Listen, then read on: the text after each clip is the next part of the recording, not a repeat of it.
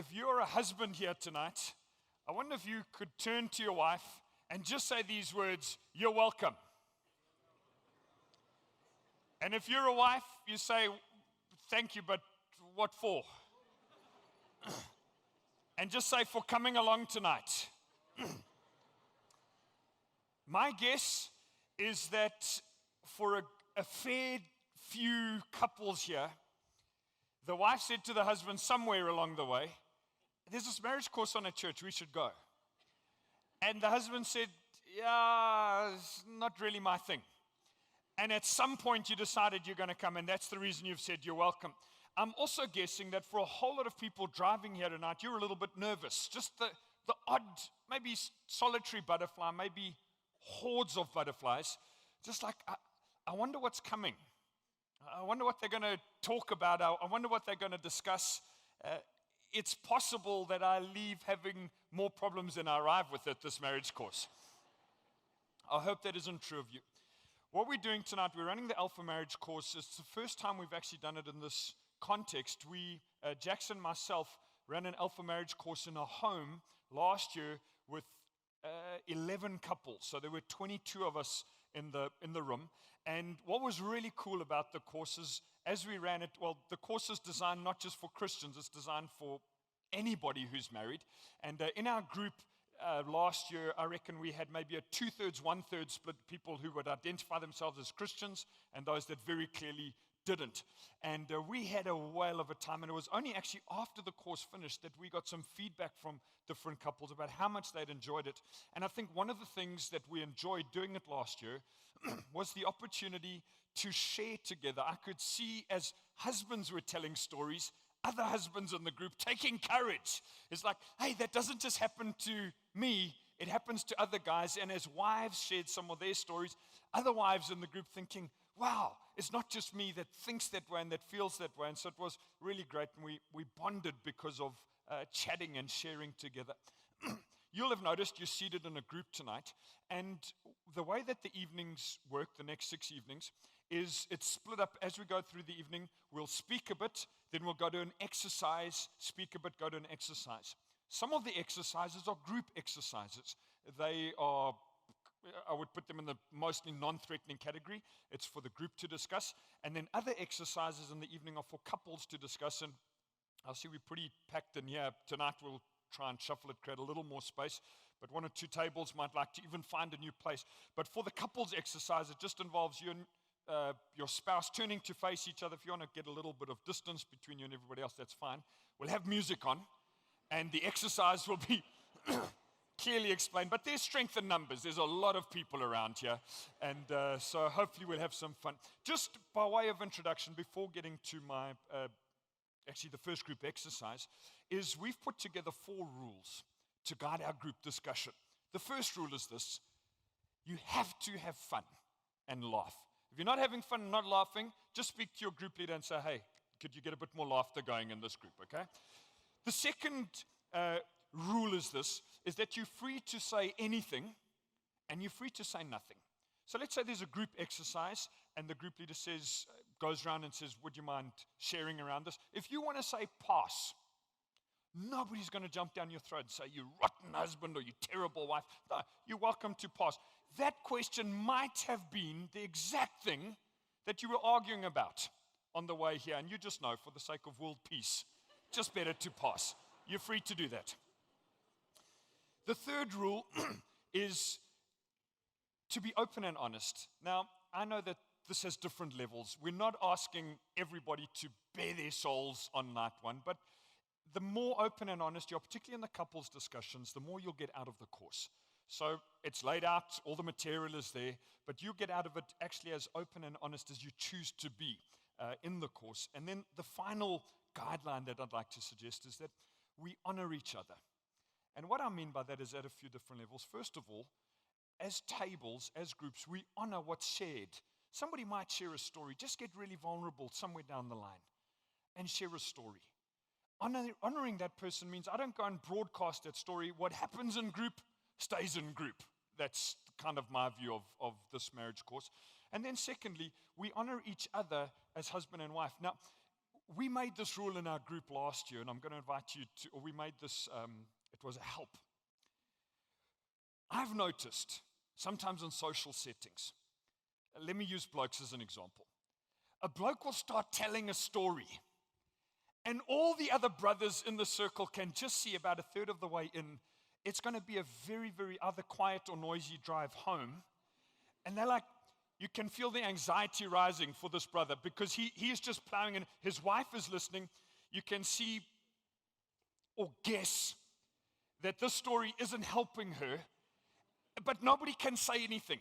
And so what we did in our group last year, we said, our group needs a code word. That if the brothers or sisters see another brother or sister heading in that direction, they just need to say the word and everybody knows, bail out. We're doing this because we love you. The word that we chose last year was the word asparagus. I don't know how or where that came from, but I'd like to give you just a minute in your group to pick a code word, okay? That if your group, if somebody's heading down a road that you just think, I don't know where the story's going, but just for the sake of kindness, asparagus. We used asparagus a lot. On some nights we were using it 20, 30 times. It was a very, very valuable word. So why don't you just take 30 seconds, pick your word, and then I'll keep going.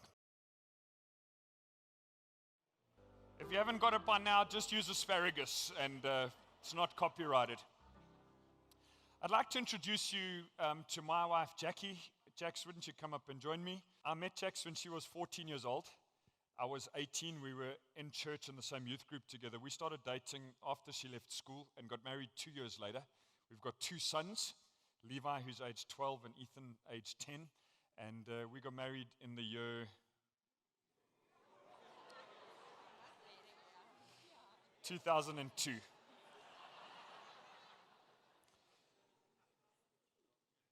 I'm going to be doing the talking, but it's been a joint effort, obviously, in terms of marriage. And I want to give Jax, in front of you all, this permission that if anything I say is exaggerated or she just thinks it's just asparagus moment, she can grab the mic and just come up and set the record straight.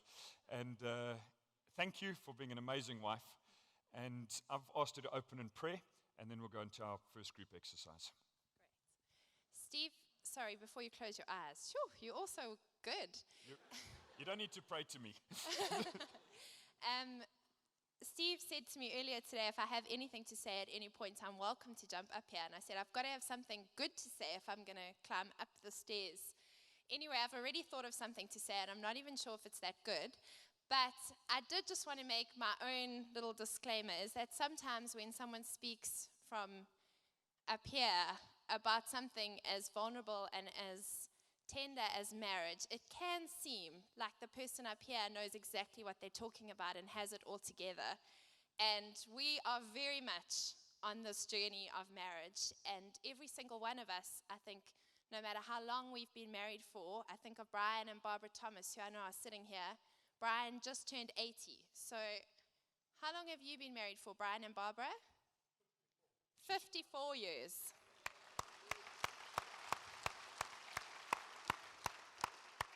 And I know that there are a whole lot of you sitting out here that have been married for many years, and I think it's really incredible that people who have been married for 54 years, we've only been married for 14 years, can come and sit and learn, and every year we can learn something new. So it's wonderful that we're all here together, but Steve and I are definitely still on this journey along with you. So thanks for being part of the journey with us.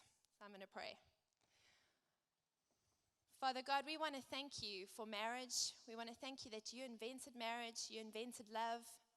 We want to thank you for every single couple that's sitting in this auditorium tonight.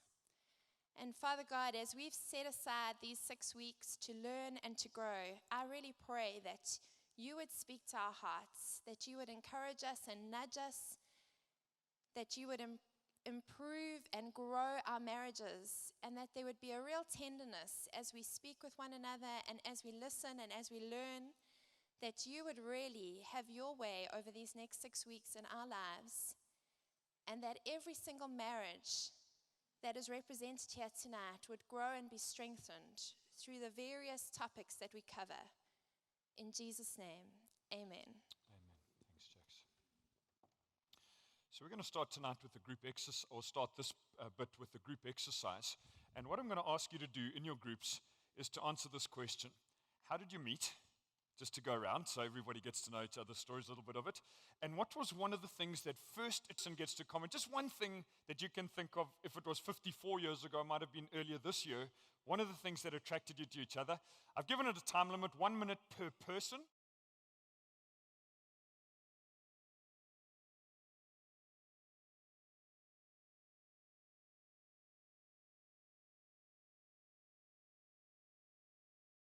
How many people here are familiar with the Cinderella story? She goes to the ball, gets the slippers, meets the prince. Depending on which version of the story you read, she leaves just before midnight, leaving a slipper behind. And the prince takes it, tries it out on all the women in the land. And there's only 1 foot that this slipper fits, this glass shoe. And he ends up marrying her. The stepsisters are in anguish. The stepmom is in anguish. And it finishes, as most fairy tales do, with this line. And they lived happily ever after. The problem with that fairy tale is it never says how. It doesn't say how they lived happily ever after. You would think that just meeting, falling in love is enough, but it isn't. Marriage is something that I don't even know that we've got enough. I had a picture for Cinderella, there we go. But let me talk about the word marriage. There are no words that can really describe marriage and the journey of marriage. If we were to try and get from all of us, how is marriage? What do you think when you think this word, the word marriage? It would be such a vast amount of words, and none of it could properly capture what marriage is about. The joy, ecstasy, and the sadness and agony that can happen all in the same heart and emotions and mind. The journey of the misunderstandings, and then figuring a little more of the other person, and then not figuring it out, and then thinking I've got it and then not having it, etc. The closeness that comes of being able to get to know somebody to the point where you can sit in silence on a long drive, not feeling the need to say anything. And then the distance that can come, that even though you're seated next to each other, because there's stuff that's unresolved or misunderstandings, tremendous distance, even though close proximity. How do you capture all of that into a word, the word marriage? And how do we do this mysterious and tricky thing? Somebody spoke about different seasons of marriage, using different seasons in the year, talking about spring, maybe the early years of marriage, the initial discovery and excitement, the initial infatuation, and then that wearing off, settling down into love. I heard love defined as this: love is what's left behind when romance has burned off. And I'm not saying romance shouldn't be part of marriage, but infatuation, when that's burned off, love is what's left behind. Summer, where life changes, a season of increased activity and demands. For some couples, this might be the season of having children or battling with the fact of not having kids and wanting them. Time is often very stretched in this particular season. And then the season of autumn, if you like, a season of kids growing a little bit older, reaping the benefits of foundations that have been put in before, slightly more time, but perhaps the most emotionally exhausting stage of marriage. And then they use the word winter. I'm not sure if it is that or maybe another spring. Brian and Barbara might be able to tell us, but we're still on our way there. But where adult children now grow up and leave home, and time isn't such great pressure. There's a little more space to find each other. And for some couples, if there have been cracks previously, it widens them, because now it's just us. It's not all the other activity to keep us together. I say that, and it sounds simplistic, but I know that seated throughout the room are different versions, different stories. Some people that have been married previously and have been remarried, all kinds of different things. There's even some single people that just said, is there any chance we could just kind of be involved and just be there in the marriage course and help frame ourselves for what may come in our future? And you guys are exceptionally welcome. Why do some marriages break down? Well, sorry, now I'm trying to operate two things at once, which doesn't, there we go. Why do some marriages break down? We'd think from reading the fairy tales that it always is happily ever after. But I'd like to suggest 3 possible reasons. The first one is what I would call a slow drift. This isn't major catastrophe. That's easy to see why those kinds of marriages take a knock. But just a slow drift, where just a little bit of a lack of attention over time, over familiarity, and not paying close attention to the feel of our marriage just causes people to just slowly grow apart until you live together but alone. Another reason that marriages can break down is through just poor communication. Struggling to get what I'm feeling out and hoping the other person's reading it. And we're going to be speaking a little bit about communication next week, I think it is. And then this word, consumerism. It's like our society has, over the last few decades, become so much more, if I could call it, instant. We don't really, we lost in some ways the value of hard work and perseverance. If it's not working instantly, we change channels. If it doesn't grip my attention, just change. Easy to change. But when it comes to building a marriage, nothing is instant about it. There's some hard yards. There's some perseverance. There's some grappling and working through stuff. Some tears, some misunderstandings, and then finding understandings. And maybe for one or possibly all of those reasons, marriages can drift and can break down. It's a dynamic relationship which, if not tended, can drift apart. On this marriage course, therefore, we're going to be dealing with these 6 topics over the next 6 weeks. Topic tonight, building strong foundations. Next week, the art of communication. Week 3, resolving conflict. Week 4, the power of forgiveness. Week 5, the impact of family. And if you attend all 5 weeks, on week 6, good sex. Now, week 6 in last year's group became, particularly from the blokes, a topic of constant conversation. You've given us your email addresses, and we'll be sending out some homework exercises, if I could put that in inverted commas, that for you to take and to work with this week, to give you something to discuss. And a lot of the guys spoke about how they couldn't wait for the homework exercises after week 6.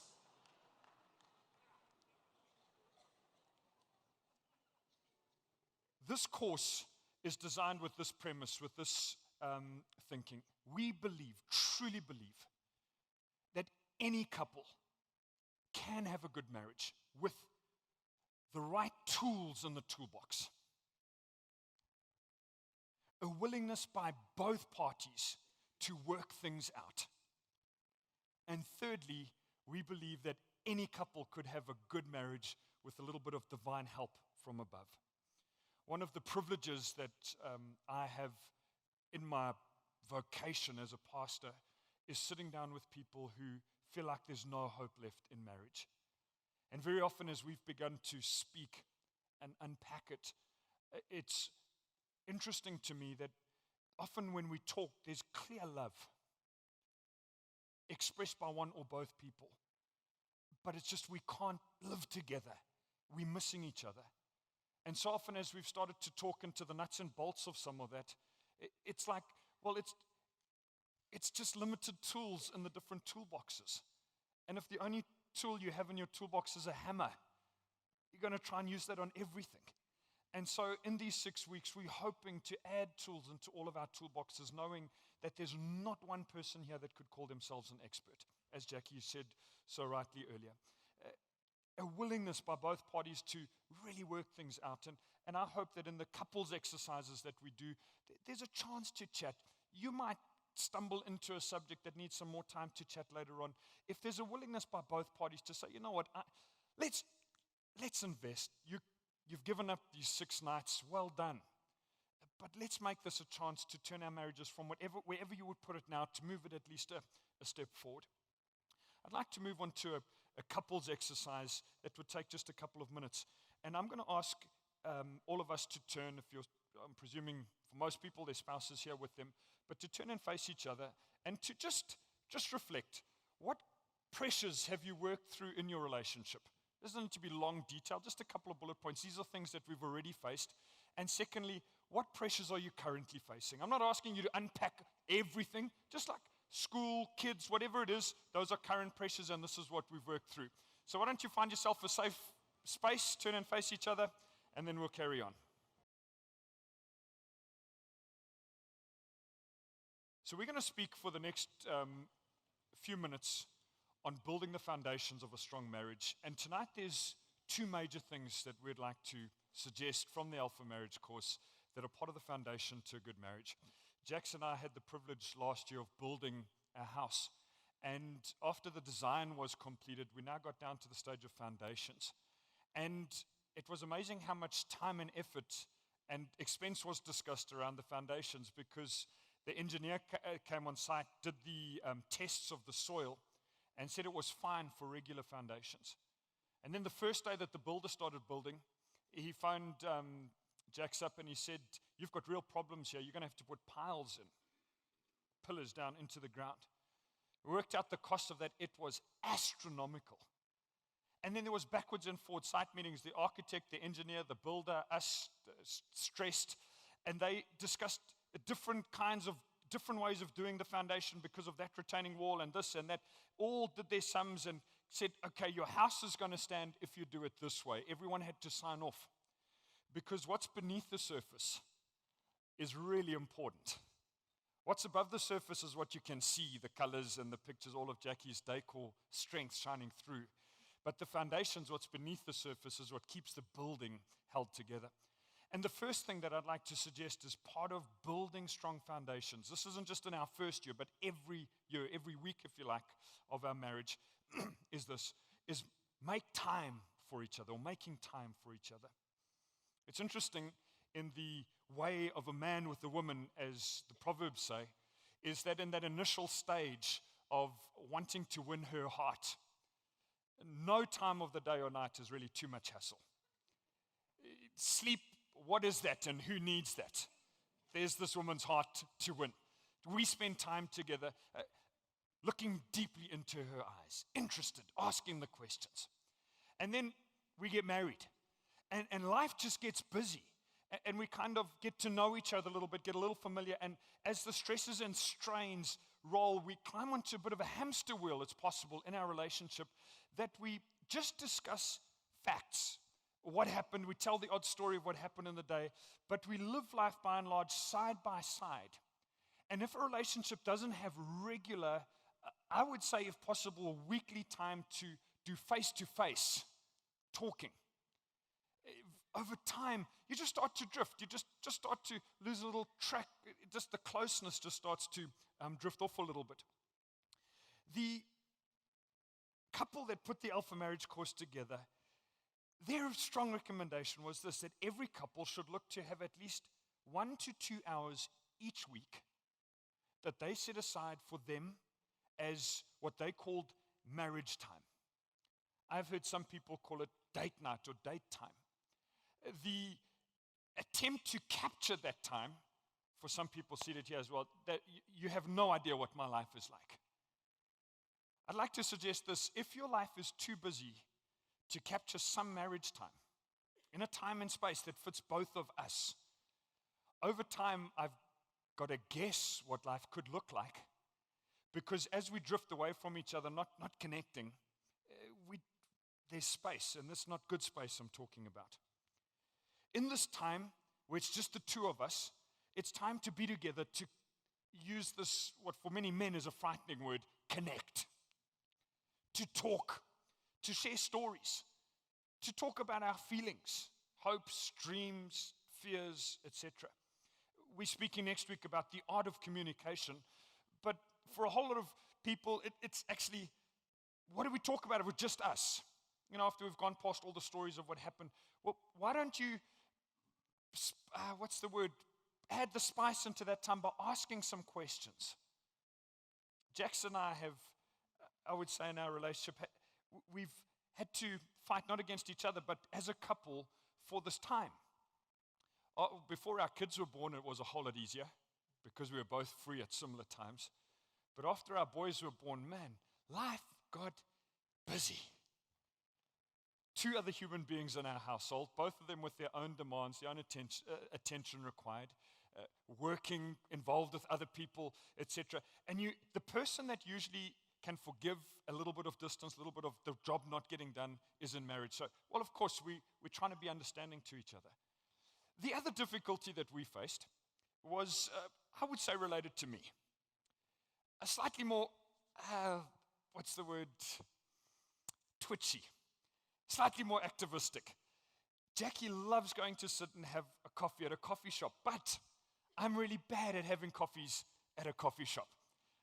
I do quite a bit of that in a normal week that's usually church related. And so for me, it took me a little while to get this. But when Jack said, should we go and have coffee inside, I was like, oh no. But I couldn't say that out loud. So yeah, and look for a way of getting out of it. This did not help her feeling of love and being connected, an unwilling husband not wanting to connect. But as we began to talk and discuss, we tried to find things that could work both ways, time that we could spend together. At the moment, we've got a way that's working well for now. But as the season changes, it might change to a different time, a different place. Evenings are tricky at this space. But for other couples, a date night once a week is their thing. It's pegged down. With our boys, where they're at, maybe as they grow a bit older, that will change. But we try and get a day off in the week, try and take at least an hour of that morning to be together face-to-face time. Sometimes we may do some exercise together. Because Jackie's a whole lot fitter and better athlete than me, I generally end up riding while she's running if we exercise together. But just some way of saying, letting us know this time is ours. It's important. The benefits of this is that it can keep the fun and romance alive.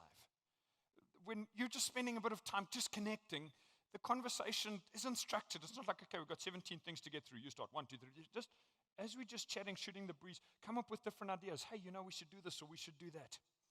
It deepens our understanding of each other, this kind of time that we've grabbed. And it moves us from being just side by side in life to being face to face. The suggestions I would like to make on this first point of making time for each other is around 3 P's. Is first of all, we have to plan for that time. If marriage is worth this much, then it's worth planning. For a whole lot of us, we're pretty good at planning key appointments. Put them into the calendar, set alarms, set reminders. But not all of us are that good at, and I include myself in this, at prioritizing or planning marriage time, us time. Once I've planned it, then prioritize it. That Jackie knows that she's a priority to me. That if we move it, if we move that time, it's with joint discussion. It's not just a cancellation. If that's our time each week, it's not just something came up and, Thursday evening, sorry, forgot to let you know. Whatever the day or whatever the time is, if something urgent comes up, it's in discussion first. And the third P is that we protect that time. We look after it. We guard it. We take it. One of the couples that's here tonight, I was mailing the husband about something, and I said, hey, are you guys keen to lead a table at the Marriage Alpha? And he mailed back, he says, I'm just actually waiting for my wife. We have I think it was a lunchtime that they have every week together. And that was their time. So he said it was ironic that the message had come about the marriage course just as they were about to do the marriage time. They've prioritized, they've planned it. Different times in our lives call for different strategies. But I'd like to just say this one, beware. Beware the TV. It can steal so much time that could be grabbed and could be treasured. I'm talking about priority time in a week. But what about every day? Just those few minutes that we could grab to connect, to chat, just to keep each other touching and to keep each other updated. The second suggestion I have for building these strong foundations is, if the first one is to spend time together, I mean, that's fairly obvious and fairly difficult. But the second one is to nurture each other. See, Steve, what do you mean by that? Well, Genesis chapter 2, verse 18 says this, the Lord God said, it's not good for the man to be alone. I'll make a helper suitable for him. Now, many people misread that verse, that word might mean servant or slave. It was never that. It was someone to come alongside and to help him, and boy, do we need help. Blokes, I'm talking about. We were designed by God, in other words, from this verse, for close relationship. We were designed for closeness. Getting that closeness is tricky because we are so vastly different. If you were to write a list of the things Jackie likes and the things I like, they're very, very different. But one of the things, we like each other. So how, taking all these separate things, do we meld it together? I'd like to give you this picture tonight. And this is some of the language that we use in our household, even with our boys. Imagine that on the inside of you there's a bucket, a love bucket, a closeness. It's my feeling of connectedness to Jax. And she has the same. The stuff that puts fuel in the tank or fills that bucket up for me is different than for her. And where many of us go wrong is we think, well, what fills up my bucket obviously fills up hers, or vice versa. We presume that. But it very seldom does. So nurturing each other is about this. Is, if I'm a husband, making her like a study to figure out what fills her bucket. And vice versa, that she tries to figure out what fills his bucket. Because this is the weird thing about relationships. When my bucket is full and I feel loved, I feel like loving. So me wanting to have her bucket full is an investment in me. Because if her bucket's full and she's feeling loved, she feels like loving. She wants to fill my bucket. When the buckets get depleted, and I'm talking about right down near the bottom, many couples say, well, I don't even know where to start. If I could find even one thing, if you could find one thing of looking at that person instead of saying, what can they do for me, saying, what could I do for them to fill their bucket? The levels start to lift. There's a level of appreciation. We're on the journey. We can learn something. The next exercise that's coming up is about this bucket. But we're talking about nurturing, about getting to know that person. Not just what makes them angry. We often joke about that. Oh, we've even picked a word to help us tonight and in this marriage course. That we don't go there. But what I'm talking about is the complete opposite, is what makes them feel full and feel loved. And this requires a certain level of honesty in a relationship. For me to say to Jax, my bucket fills up when you do that, or when that happens in our family, that takes a level actually of vulnerability.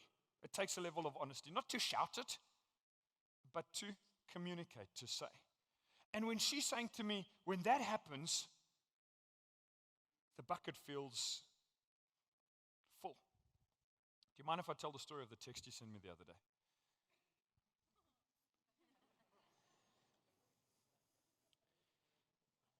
Asparagus. Thank you. This is my group holding me. They know. I got a photo of the toilet with the toilet seat up. I'm guessing it was me.